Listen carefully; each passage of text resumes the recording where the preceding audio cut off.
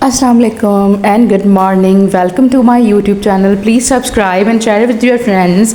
I really need your support. मुझे बहुत जल्दी बहुत सारे मिलियन फॉलोअर्स चाहिए और लाइक्स एंड सब्सक्रिप्शंस, बहुत कुछ देंगे ना आप लोग मेरा साथ। हम लोग आज आए हुए हैं आरजे मॉल और पीछे की साइड से आए थे जहाँ पर साइमा और मिलेनियम स्क्वायर 1 वाली लाइन है ना, वहाँ पीछे से भी आता है रास्ता, तो वहाँ से हम लोग आए थे। मैंने यहाँ की बहुत तारीफ़ सुनी थी कि यहाँ कपड़ा बहुत अच्छा है। यकीन करें, वाकई क्वालिटी वाइज था कपड़ा और बहुत रीज़नेबल था।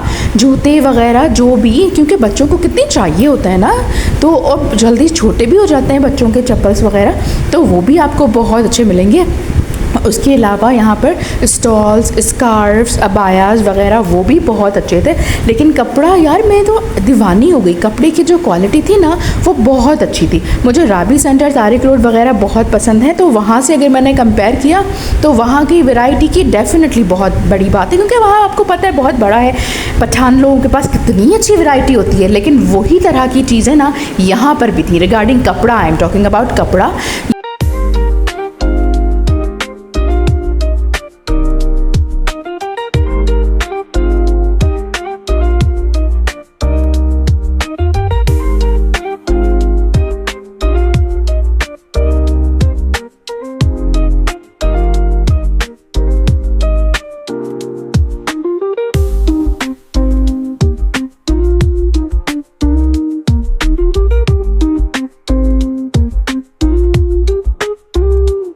प्यारे लोगों, ये देखें क्या है। आपको पता है आरजे मॉल में ये लोग भी हैं, मतलब ये वाली शॉप्स भी हैं जहाँ पर आपको सेकंड हैंड कपड़े मिल जाते हैं। इसको सेकंड हैंड कपड़े ही कहते हैं, क्योंकि एक बाहर से जो आते हैं ना वो वाले कपड़े हैं, लेकिन वो थे मतलब काफ़ी अच्छे थे, साफ़ सुथरे। आई थिंक ये लोग वॉश करवा के फिर हैंग वगैरह करते हैं, आयरन वायरन करवा के।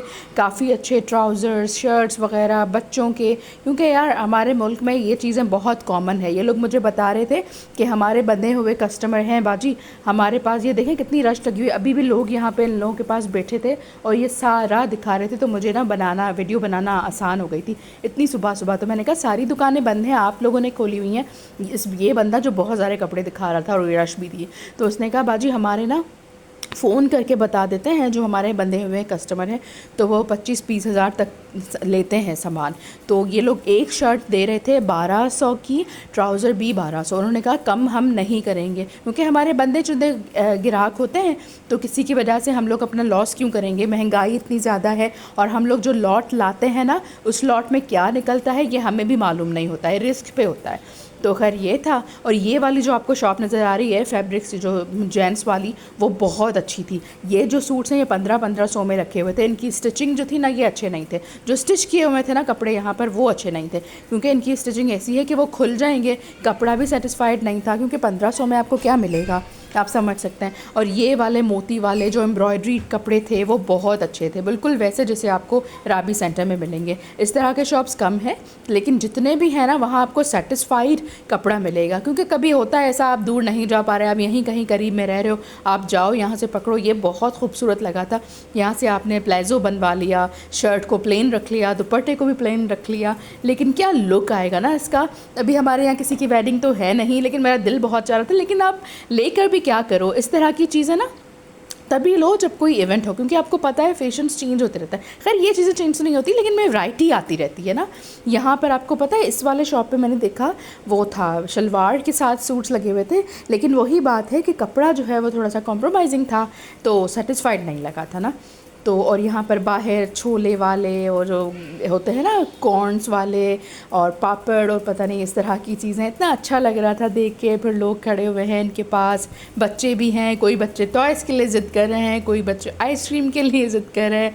मुझे बहुत अच्छा लगा। मुझे पता है जब मैं बाहर जाऊँ तो मुझे इस तरह की चीज़ें देख के, नेचर देख के बहुत अच्छा लगता है।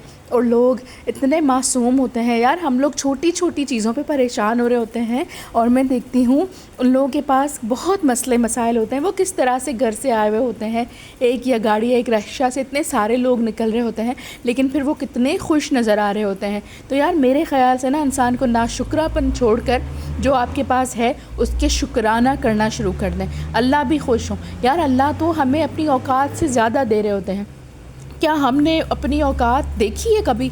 कभी उसके शुक्राने किए हैं? अगर नहीं किए और सिर्फ़ हमने अल्लाह से शिकायतें की हैं, कभी भी शुक्राना नहीं किया, तो हमें अपने गिरेबान में देखना चाहिए कि कितना अल्लाह ने हमें दिया और हमने कितना शुक्रिया अदा किया, और जो अल्लाह ने दिया हमने अल्लाह को कितना लौटाया, अल्लाह के बंदों को कितना दिया।